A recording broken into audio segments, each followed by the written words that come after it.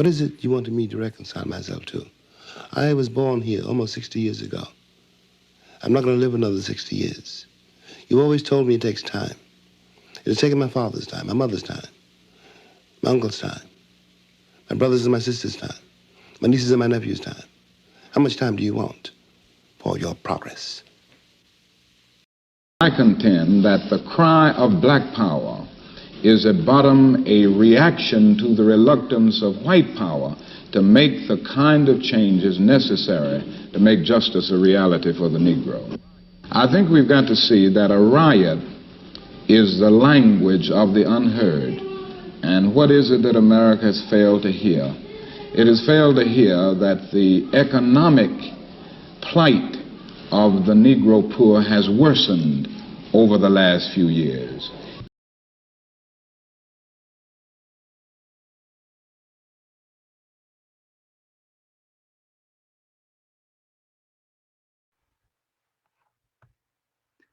Hello, everyone, and welcome. My name is David Farias, and I am the current president of the Diversity Roundtable, and here to welcome you all to the 11th Annual Martin Luther King Oratory Competition. And hello, everybody. My name is James Limbaugh. I'm also an MC with David, and I'm a junior here studying political science, currently serving as the student body president for the University of Central Oklahoma Student Association. Before we get started with the event, I would just like to highlight the magnificent work Dr. King has done for not only the Black community, but for all marginalized communities here in the United States. As an Asian American, seeing the civil rights movement, my parents moved here shortly after the Vietnam War, and we have endured some Asian sentiment. But seeing the work that he's done and the work collectively society has made is really heartwarming to me. And for myself, as a white American, Dr. Martin Luther King has inspired me to act boldly against injustice, even when I'm not directly affected. Because if I want justice for everybody, I need to make sure that I'm on the right side of it and I'm fighting for justice all the time. Dr. Martin Luther King's leadership has led me to questions like, if I were in his time, would I have been serving with him on the Edmund Pettus Bridge with John Lewis and others? And would I have been there with him? So those questions really make me question myself as a leader and really inspire me to act boldly in our time and figuring out how I can best serve their vision and their dream for our future as a country. Without further ado, let's get into it. So thank you all for joining to the 11th Annual Martin Luther King Enterprise Oratory Competition, brought to you by the Office of Diversity and Inclusion and Enterprise. This program is designed to celebrate the ideals and principles of Dr. Martin Luther King Jr. while continuing to keep alive his work and legacy. This competition brings together students from diverse ethnic and cultural backgrounds to demonstrate through scholarly, creative, and artistic measures how Dr. King's vision and philosophy continues to impact us today. Every year, we take a moment to reflect on the powerful words of Dr. Martin Luther King Jr. This year, however, it feels as if his words and what he stood for are even more poignant. While we have seen and continue to see the far-reaching effects of COVID-19, we have also witnessed a reawakening of the collective consciousness to the realities of racial injustice in not only America, but our own home state. Dr. King's fight toward equity and equality is far from over. Today, we have the pleasure of hearing from three of Central's own students as they embody and convey their own interpretations of Dr. King's message. Our hope is that through their words, we can begin finding ways to create the world that everyone righteously deserves. We are in for a special program this afternoon, so let's get started. Let's first introduce our judges of the competition. Dr. Matt Holler, a native of Stillwater, Oklahoma, is a professor in English department at UCO. His scholarly work has appeared in the Minnesota Review Reader and the edited collection Authorship Contested: Cultural Challenges to the Authentic Autonomous Author. Dr. Holler is also an author of 2 online composition textbooks published by Greater River Learning entitled So What and Now What. His poetry has been published at Parabola, Swansea Review, Surroundings Review, This Land, and Anthology, Ain't Nothing That Can Sing Like Me, New Oklahoma Writing. He also serves on the Creative Writing Advisory Panel for the Oklahoma Art Institute. Dr. Halra was awarded the College of Liberal Arts Faculty Member of the Year Award in 2010 and 2011. The College of Liberal Arts Award for Outstanding Teacher in 2011-2012, Evander Ford Distinguished Teacher Award in 2012, and Neely Excellence in Teaching Award in 2014. Dr. Halra lives with his wife, Julie, and their two children, Sadie and Simone, in Edmond. Thanks so much. It's a pleasure to be here. Our second judge is Rosario Riley. Miss Rosario Riley is the Director of Upward Bound Math and Science, Talent Search Central Connect, and the McNair Scholars Program at the University of Central Oklahoma. She is a proud graduate of UCO, where she received her Bachelor of Science and Master of Education degrees.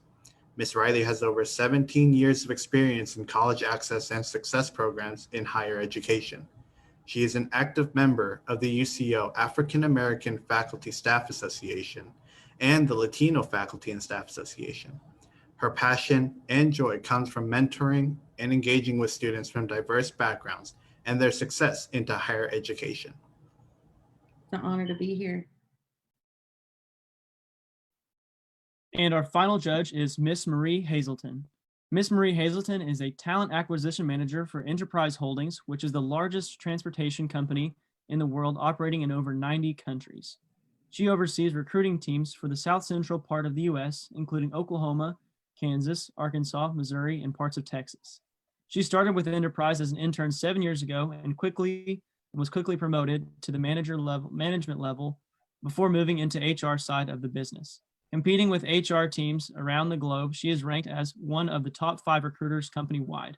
Ms. Hazelton serves on several leadership boards, including the Oklahoma Association of College and Employers, working with universities like UCO to connect talented students with amazing career opportunities. It's a pleasure to be here.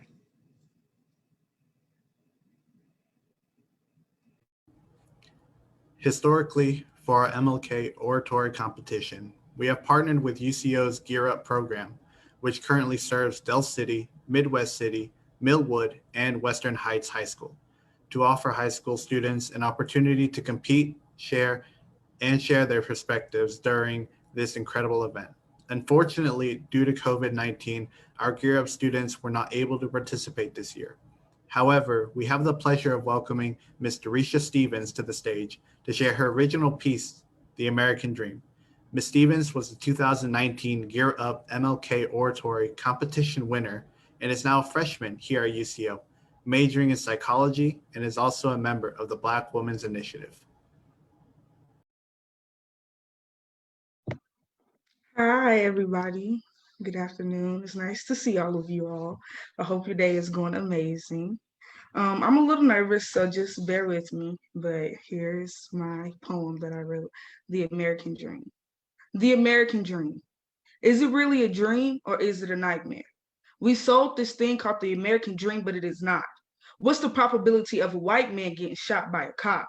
Your life and mine are two different things. This land in which you call yours was built by the hymns and Negro spirituals my ancestors would sing. You say it's the land of the free and home of the brave, but to us who are Black, it feels like a big grave. Say yes, sir, no, sir, when stopped by a cop. But I could be seen walking home at night and still get shot.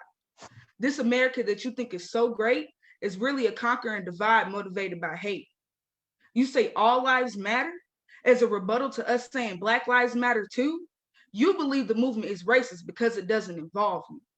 The American dream doesn't have anything to do with us. We're fighting to fix a system that was meant to ruin us. They took us out of chains, then curated the jail. Your Black self get locked up, you don't get to make bail. You would think with me being Black, I would love the skin I'm in. But in a whitewashed nation, having melanin, you're not fit to win. Make America great again. Tell me, when was it great? Remember, my people was getting beat, lynched, and raped. You say liberty and justice for all, but I only see liberty and justice when it comes to y'all.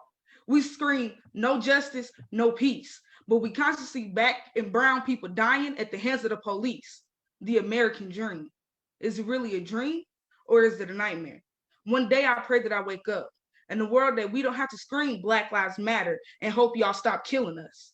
To where say her name doesn't have to be a hashtag, to where I don't have to live in constant fear because I have a black dad, to where my brown skin doesn't fit the description, in a world where our black skin doesn't feel like a death sentence, in a world where they hate little black boys and girls, melanated skin and tight curls. They created a law so you wouldn't discriminate. But this is the America that y'all call great, built on racism and genocide.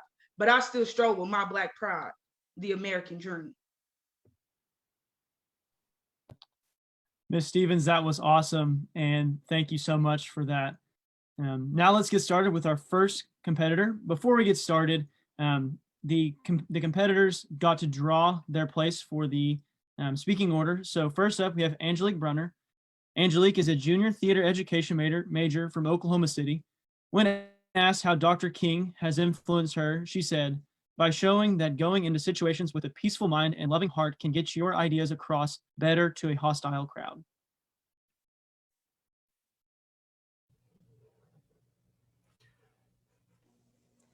Hi, everybody. I'm Angelique Bruner. And when I hear the right is the language of the unheard, this quote, it was given to us in light of the Black Lives Matter protests that were often called riots, but they were mostly peaceful. But what really stands out to me is that when I hear this, I just think of the hundreds and hundreds of times that white people start riots and wars over foolishness, over ridiculousness. And whenever they feel as if their voice is being silenced, whenever they feel like their supremacy is being challenged, then violence happens, and it's normally directed at people of color, or it is normally directed at a minority group. And so I have 3 examples for you guys today that I'm going to go through, and we can see how this feels to me, because I feel like it doesn't come across as easily. So we're going to start with the Tulsa race riot on May 30th in 1921. Tulsa was an interesting case. It was in the middle of segregated Oklahoma, but it was a community. Greenwood, Oklahoma was a community built by and for Black people. They would put their money back into their community, and because they couldn't spend their money anywhere else. And it created a cycle of prosperity that was rarely seen before or since then. And so because of this was like one of the only places in America where Black people could find like an actual life where they could live happily and safely. So they would come to Oklahoma in droves. Like they would come all around, and it was beautiful and it was amazing until Dick Rowland walked into the Drexel building to use the colored bathroom on his way home from work. And the colored bathroom was on the 3rd floor. So he walked up. So instead of walking up the stairs, he got on the elevator because he'd been working all day. He just wants to get off of his feet. So he goes into the elevator, and the white elevator operator, Sarah Page, screamed. We don't know what happened in the elevator, but we do know that Rowland was arrested, and the newspaper printed that he might have sexually assaulted her in the elevator. The white population of Oklahoma came out to lynch him. So they came to the jailhouse with the expressed intention to lynch Rowland.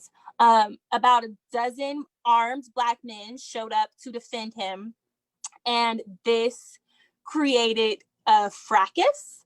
The white mob that assembled was way bigger than the dozen of men who showed up. They were then deputized by the police, and they looted and pillaged and killed and burned Greenwood to the ground. And they killed around 300 civilians, moderately. The next event I'm going to talk about is the Seminole Tragedy. So the Seminole Tragedy is like, it's this kind of like brings home the point that it's really ridiculousness, because the Seminole Tragedy started World War I, but it happened because of a sandwich. And I'm going to explain it to you. So Archduke Franz Ferdinand was the colonizing ruler of Serbia. And he decided to go to Sarajevo on vacation. It was him and his wife's anniversary. And so obviously he was like, where should we go on vacation? And he decided that he wanted to go to Sarajevo, you know, one of the places where he ruled, but he's never really been there. Like, he ain't never really visited. And so he like had a whole day planned. They were gonna have a parade, and then he was gonna go to like an art museum, and it was gonna be like a beautiful day and everything. So they planned it out. They planned the parade route. They published it, and these guys, there were like 6 or 7 of these guys. They got so upset that this dude had the nerve, had the gall, had the audacity to come up in here and acting like he ruled the place, which he kind of did. He kind of did. Rule the place. But how dare he have the audacity to come up here and try and pretend like he can rule the place? So they lined up at separate points on the published parade route to try and kill him. So the first person tried, didn't work. The second person tried, gun jammed. The third person tried, oh my gosh, his wife is in the car. Like, it's just a total mess the entire way through, until this one dude throws a bomb and it completely misses the car. Like, it just flies over the open topped car. I don't know how he missed it. He just got his aim a little wrong. It was just a little bit off. So after this, the bomb exploded in the crowd behind him, injuring 22 people, like 22 innocent people who were literally just parade goers. So after this, they rushed him off, and they were just like, all right, you can keep on going on your trip. We have the art museum next. Aren't you excited? And he said, no. What? I'm not going to an art museum when 22 people are in the hospital. So he decided to turn around and go to the hospital. Now, on a B story, this dude named Gavrilo Princip, he was one of the people who were trying to assassinate Franz Ferdinand. But he felt so sad that he didn't get his chance to murder this dude. Like, he was so upset. So he decided that he was going to just have a self-care day. You know, he was going to go to his favorite sandwich shop. After he went to his sandwich shop, I'm just imagining here. Oh my gosh, after I get a sandwich, I'm going to go home. I'm going to take a nice bath. I'm going to read me a book. It's going to be okay. It's going to be okay. Right? So that's like what he's thinking. And then he's sitting there sulking, eating his sandwich, and he sees in the middle of the street, voila, in the middle of the street, Archduke Franz Ferdinand turned around to go to the hospital, and his car stalled in the middle of the street. Gavrilo Princip saw this. He shot him in the middle of the street. This set off World War I that had 40 million casualties because this dude decided to have a sandwich. Next on the list, we are going to be talking about the Watermelon War. Yes, you heard me right, the Watermelon War. They started a war over a piece of watermelon. And I'm not exaggerating. I might be exaggerating a little bit. It's not really a war, it's more of a riot. But this is what happened. Jack Oliver, he came over, he was going to San Francisco for the gold rush. And so he was traveling across Panama. And he was traveling in a train, like they built a railroad. So he was drunk on the boat. He was drunk when he got off the boat. He was drinking on the train. And then he got off of the train in Panama City, and he started bar hopping. Like, he was drunk. He was a nuisance. He was insulting people left and right and like around the corner. So eventually he stole this piece of watermelon. It was a 5-cent piece of water. 5 cents piece of a 5-cent piece of, I just need you guys to understand that it was a 5-cent piece of watermelon. And the store owner was just like, bro, you're not just about to disrespect me like this and then steal my watermelon. And then he was like, oh yeah, well, boom, I'm gonna pull a gun on you. And a random bystander was like, whoa, calm down. I don't want this drunk guy to have a gun. And so he wrestled the gun out of his hand, but it actually accidentally shot off into somebody in the crowd. And this created absolute mayhem. It killed 15 Americans and 15 Panamanians. And the US then brought in troops after this incident to protect their railroad. And it was permanent troops in New Granada from that point forward until they eventually overthrew the New Granadan government to build the Panama Canal. So when I hear the quote, the riot is the language of the unheard, I can't help but to think of the sit-ins. And I can't help to think of the marches and the petitions and the court cases and the hundreds of other forms of peaceful protest that will only consistently step people up, Black people up, for more instances of white people's violence due to their entitlement to control every aspect of their reality, especially when that reality involves controlling my Black body.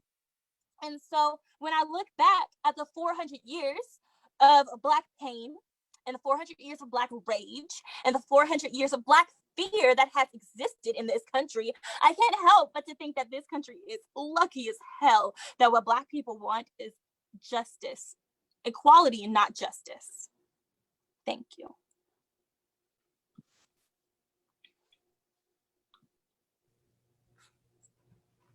Thank you, Angelique. Our next contestant is Miss Zion Carter.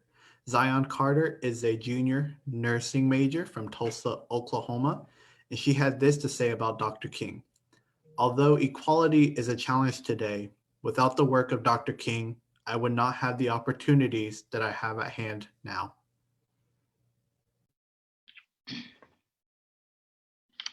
Hello, everyone. My name is Zion Carter, and today I decided that I'm talking about, with the quote, that police brutality and systematic racism is truly why riots exist still today in history. So thank you for listening. Martin Luther King stated, "A riot is the language of the unheard." Now, I could just explain to you what that means, but I wanted to give you the foundation first. Many people, when they see riots, they see chaos. But is this because that there are many unconscious of the damage done to our race? This has caused emotional trauma, mistrust with the healthcare and government systems, predisposition to poverty, and exposure to chronic mental health conditions. Consciousness is the state of being aware of one's surroundings or the world around them. Research shows the human mind cannot accomplish true consciousness until they know the why or what action one should take. Because with no action involved, it is an empty message. So today I'm here to tell you the why. Why there's Black families crying out for help and mourning the unethical loss of their family member and receiving no justice. Why trending posts on social media to bring awareness to the situation receives no justice. And as we all know, peaceful protesting receive no justice. But looting of businesses, chaotic riots, blocking of highways and main roads, see, now I have your attention, but still no justice. Now, police, we know you are not all bad, but as you love to say to us, you fit the description. Let's reflect back to 2020. First, George Floyd, an African-American male unjustly murdered by 4 police officers with his breathing restricted until death. Then Breonna Taylor, an African-American female unjustly murdered by the police in the comfort of her own home. And let me not forget Isaiah Lewis, a young African-American male murdered by the police in your community, Edmond, Oklahoma. Black Lives Matter peaceful protest of 2020 consisted of shooting of rubber bullets, arrests, and spraying of pepper spray. But January 6, 2021, the US Capitol was stormed by pro-Trump supporters. They were invited into the Capitol, smoking marijuana inside of the building, raiding offices and stealing federal documents. Police officers were beaten. One rioter was shot, and one was only charged with trespassing. Yet a student on this campus was charged with a felony for peacefully protesting during a Black Lives Matter rally in your community. Why do they hate us if they don't even know us? Asked one of my students. Martin Luther King Jr. stated, hate is rooted in fear, and the only cure for fear and hate is love. But where does the fear come from? Is it fear of an equal system that holds every race accountable? Or is it fear of the minority becoming the majority? Where does the hate come from? Is it hate of my skin color? Or is it hate that I am succeeding in a society built against me? In 1968, we worked for equality through peaceful protests, and our race was sprayed down with water hose, attacked by police dogs, lynched, and arrested. Many say, let it go. It was just in the past. But we are still facing these struggles today. It seems like everyone's for the change, but the moment I say Black Lives Matter, you do that right there. That feeling you get when the statement is made. See, some feel excitement and hope and determination, while some feel frustration and unrest as All Lives Matter or Blue Lives Matter projects itself in the back of their minds. As a student on this campus, I am an activist first, then a student, then an employee. You see, I don't get to choose that order because I have to do everything in my power to create a change for the generations to come, to make sure the generations after me don't seek failure or neglect. Systematic racism isn't limited to police departments, but it is hardwired into our economic, political, and judicial systems. Understanding systematic racism and police brutality is not only how we create an end, but how we create a beginning for our generation. So I would like to welcome you to my world as an African-American female and allow me to introduce to you the impeccable standards held by society against someone due to the color of their skin. I got a target on my back, I'm too Black. They take my kindness for weakness. They take my silence for speechless. They consider my uniqueness strange, and they call my language slang. They see my confidence as conceit and my mistakes as defeat. They consider my success accidental and minimize my intelligence to potential. You see, my questions means I am unaware, and my advancements are somehow unfair. But if I stand up for myself, I am too defensive. If I don't trust them, I am too apprehensive. I am defiant if I separate, fake if I assimilate. My character is constantly under attack. But pride for me in my race makes me too Black. See, I live in a world that subjects you and does not allow you to advance because of the color of your skin.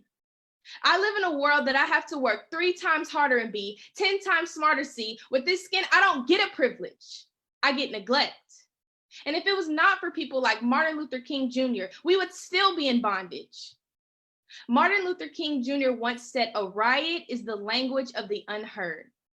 The cry of Black power is at bottom a reaction to the reluctance of white power to make the kind of changes necessary to make justice a reality for African Americans.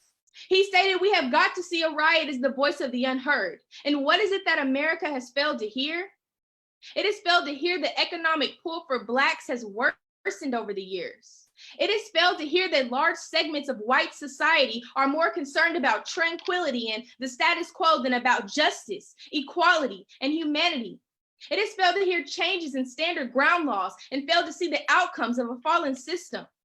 America has failed to hear the sorrow of a Black male locked in a prison cell for life due to false charges.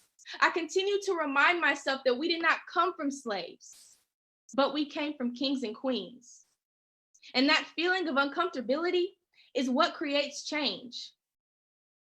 So I want you to know that a riot is indeed the language of the voice of the unheard.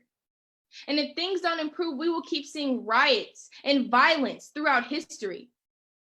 I want to encourage you today to make a difference in your community, with your peers, and in your workspace, because democracy is only as strong as our willingness to fight for it. Let us leave behind a country better than the one left behind for us. Let us ride where our forefathers first realized revolution, because we need democracy, a democracy built on truth and humanity, no matter your origin, no matter your ideology, no matter your geography or personal differences. Try not to look at riots as just being socially destructive, but understand that riots represent a struggle for freedom and justice. The social conditions that Black Americans experience must be condemned as equally as riots. But here we are, 2021, still facing many unjust situations. Don't forget to check your own bias. Is your reaction the same to Black athletes versus Black activists? Do Black lives still matter when we are not entertainment through sports, music, and movies? Are you contributing to the issue or trying to be a part of the solution? If you're not trying to be a part of the solution, then I'm sorry to tell you, but you are a part of the problem.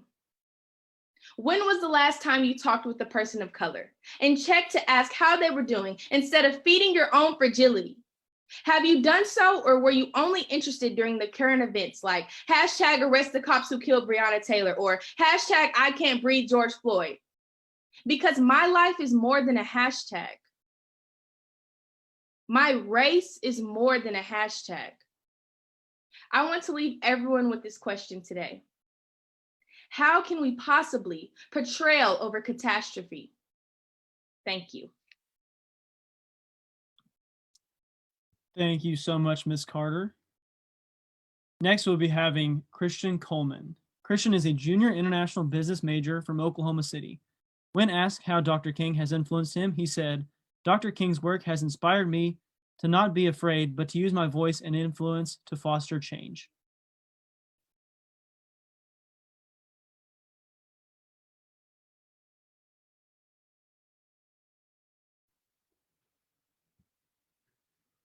Good afternoon, and it's always an honor and a privilege to be able to come and address you here at the MLK Oratory.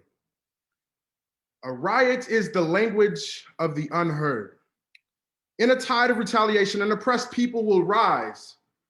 The rise of our American democracy has been the culmination of gathering of like-minded people who have had enough.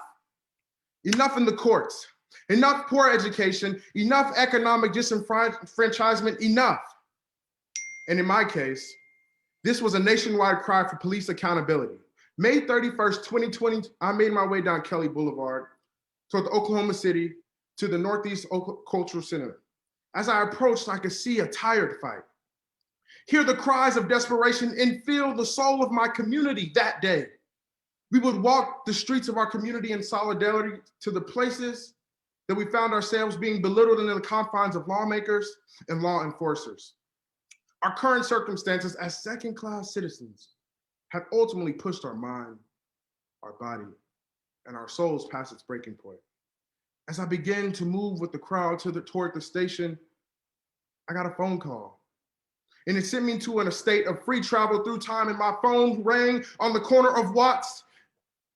And then my phone rang in Los Angeles, and my pager rang. And as soon as I got back to reality, it was a simple voice on the phone. It was my father, and he said, "Christian, it's time to come home." But I was to be understood. It's ironic how we are supposed to pledge allegiance to a flag and a republic for which it stands, but when this republic has dimmed the light and hope of prosperity of the oppressed and brought light to those running the abysmal institutional structures that prevent their own from turning the tide of their current circumstances as a people. See, look, in 1863, my grandfather, your grandfather, stood and fought for liberties that would never be granted. Their hard work possibly would pay off, and in the long run was inspirational. And this ideology constructed the nation of hope and prosperity that we know of as the United States of America. This is what the American dream was built on the Blacks of exploited individuals, hardworking individuals. And the fact is that the American Negro, me, has never been understood. From when my family was stolen from the lands and ripped from their language to my people's daily cry for our current reality. Historically, We've only been used as pawns on the chessboard. But I want you to feel this. Imagine living in a country where communities like mine, businesses dare not set up shop. Imagine not having a grocery store to nourish yourself. Imagine not having a sustainable school system to educate your children. And imagine living in a country with guilty as charged parcel system. Imagine being tired of being tired, being tired. See, the cross-cultural misinterpretations and malicious attacks on our communities are as clear as 2020 and 2020. The mild-mannered approach used to bring awareness has failed one too many times. And it took the brute of a health disaster called COVID-19 to eliminate the underbelly of an even bigger social issue. But as I pondered the events weeks after the riot took place across the nation and on the local home front, I concluded that all we wanted to be was acknowledged. Today, our challenges to citizenship are held up by pillars of challenges older than the American democracy, identifiable through two important lenses and two important dimensions, identifiable as a social role and as a relational role, or a relational asset, indicating the relative response or absence, as well as the quality of possession on both dimensions, allows us to give a more specific and more precise and hence more accurate capturing of the empirical reality represented by the concept of the United States citizenship.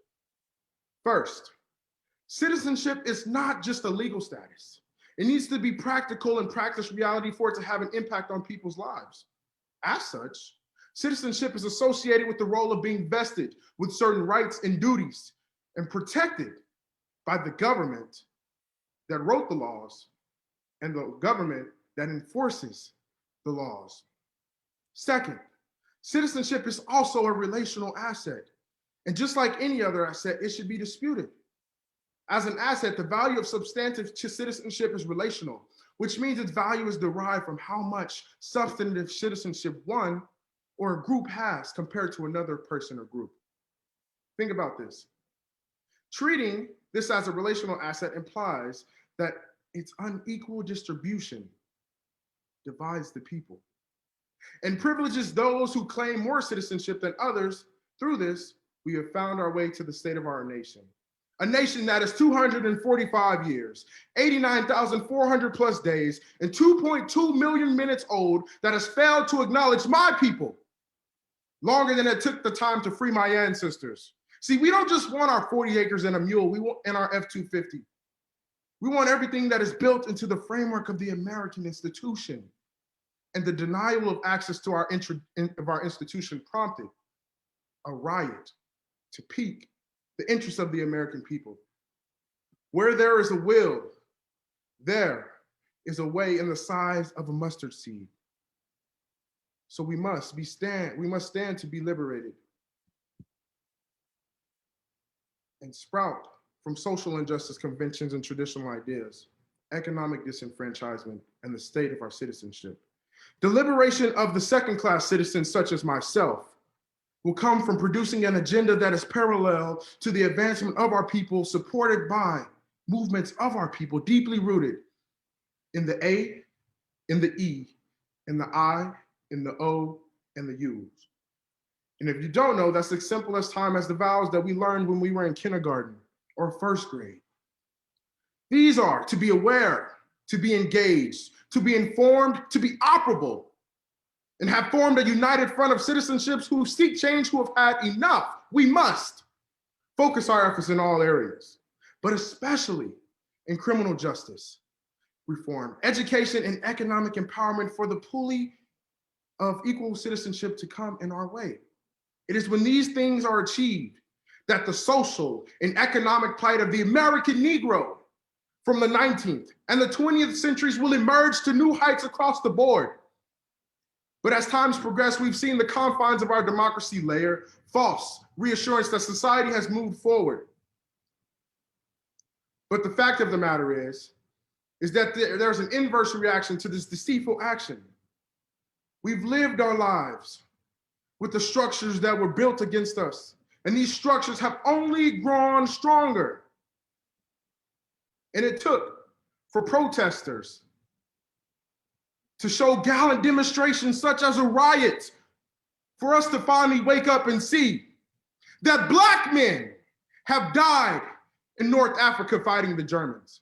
Black men died in Anzio Beach, Fort Alamo, and Naples to free Rome, to free Paris, to free Europe. And we died to build America.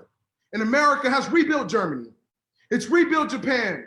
And the American Negro is still suffering and dying in the streets of its own government. But we will no longer stand at the mercy of this system. It's clear. We have a comprehensible option to be or not to be. I see leaders not just of a new community, but of a new America. Before I step away from the Zoom camera, I challenge you to take the first step and to be the mustard seed that sprouts a new and plentiful crop called American democracy. For I am tired of being tired, living this life as a second-class citizen in the land. And to the system, I want you to understand me. I want you to acknowledge me so that I may be liberated to be. Thank you.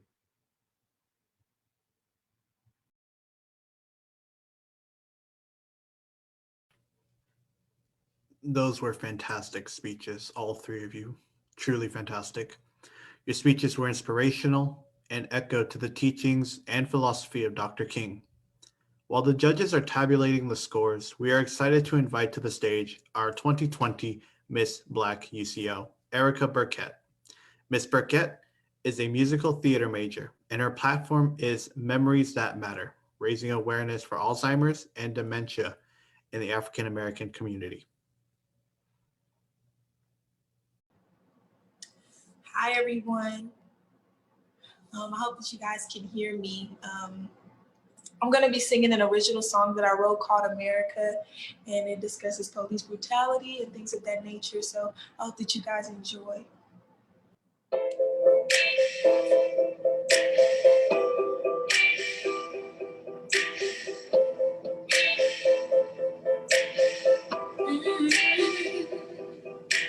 What is lacking or missing? Police says without a conviction. Mommy, mommy, mommy, losing children.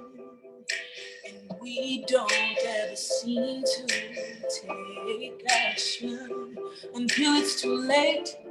Oh, blood all over the place. And you scream my name. You say, America, what have they done to you this time? Ooh.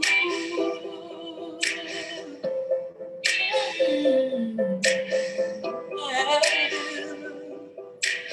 If my skin ain't like yours, then we'll be in a civil war. I feel we're being ignored. We have less while they have more. So what was smart in fighting for? And what the voting rights for? You scream my name. You say, America, what have they done to you this time?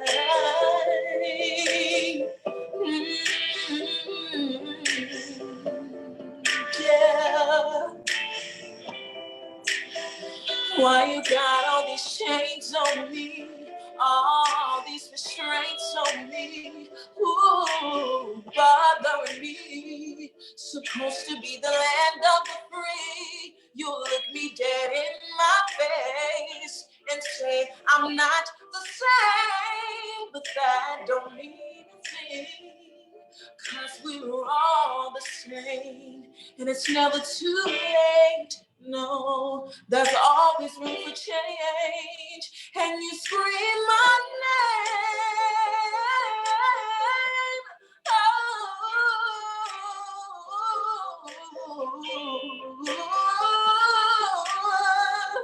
you say, America, what have they done to you this time? Yeah. Thank you, guys.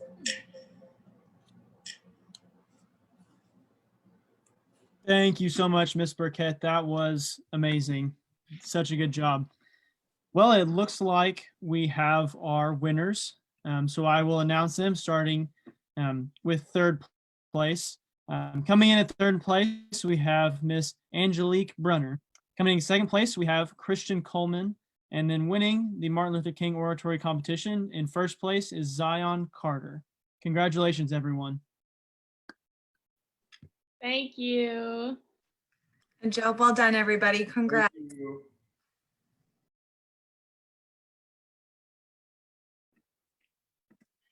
Thank you all for tuning in to this year's MLK Oratory Competition. My name is Gigi Jones, and I serve as coordinator for diversity education in the Office of Diversity and Inclusion here at UCO. If you're watching, just take some time out to use the clap emoji and give a virtual hand clap to all of our participants today. So amazing. It's just amazing every year doing this. So we are so happy, and congratulations. This is our first time we've held this competition virtually, but I hope that you've enjoyed listening to the inspiring words from our students. The theme for this year's Black History Month is the reclamation, knowledge, power, and space. I hope that through these oral presentations given today that you recognize that there is so much more reclaiming to do. We hope that you take a moment to reflect on the words shared today as you continue to engage with us and celebrate what is Black History Month. Thank you again for tuning in, warm, and we will see you at our next event.